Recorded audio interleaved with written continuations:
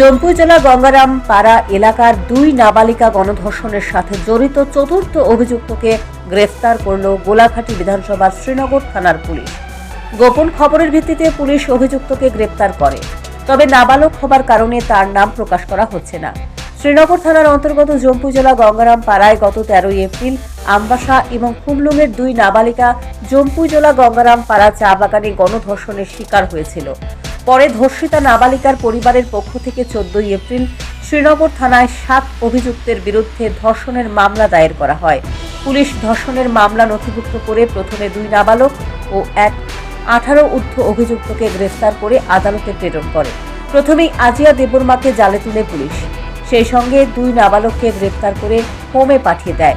মঙ্গলবার রাতে জম্পুই জেলা জারুরবাচাই দুখিয়া কুবরা এলাকা থেকে আরও এক নাবালক অভিযুক্তকে জালে তুলে পুলিশের জিজ্ঞাসাবাদে ওই নাবালক অভিযুক্ত ঘটনার সত্যতা স্বীকার করেছে। পুলিশ জানিয়েছে, বুধবার দুপুরে নাবালক অভিযুক্তকে জুভেনাইল কোর্টে প্রেরণ করা হয়েছে বলে জানিয়েছেন তদন্তকারী এসআই নিহেন্দু ভট্টাচার্য। গত 13/4/2024 গঙ্গারাম পাড়ায় একটা ধর্ষণকাণ্ড সংঘটিত হয়েছে। তো ওইখানে যে ধর্ষণকাণ্ড সংঘটিত হয়েছে, আমরা সঙ্গে সঙ্গে খবর পাইছি। খবর পাওয়ার সঙ্গে সঙ্গে আমরা স্পটে গেছি, গিয়ে আমরা ওই দিনই আমরা 3 জনকে সঙ্গে সঙ্গে অ্যারেস্ট করেছি।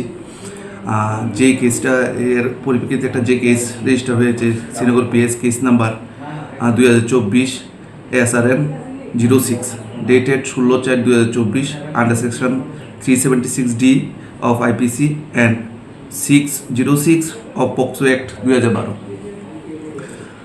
ওই কেসের এগেনস্টে কালকে আরেকজন ইনভলভ যে পার্সন ছিল, ওকে আমরা অ্যারেস্ট করেছি রাত্রিবেলা। আজকে সকালবেলা কোর্টে ফরওয়ার্ড হবে। আর বাকি আরও 2-3 জন রয়েছে, তাদের ভেরিফিকেশন চলছে।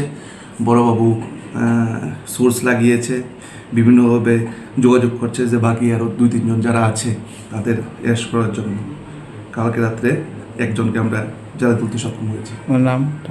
আমার নাম এসআই নিহেন্দু ভট্টাচার্য, শ্রীনগর পিএস।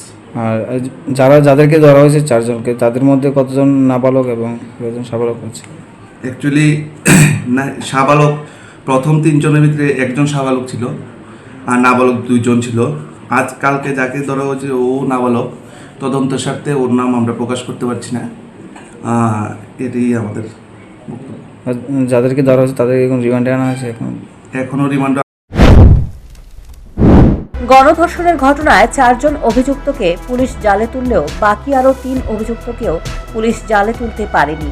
তবে খুব শীঘ্রই তাদেরকে গ্রেপ্তার করতে সক্ষম হবে বলে জানালেন তদন্তকারী police officer. Bureau report, news prime Tripura.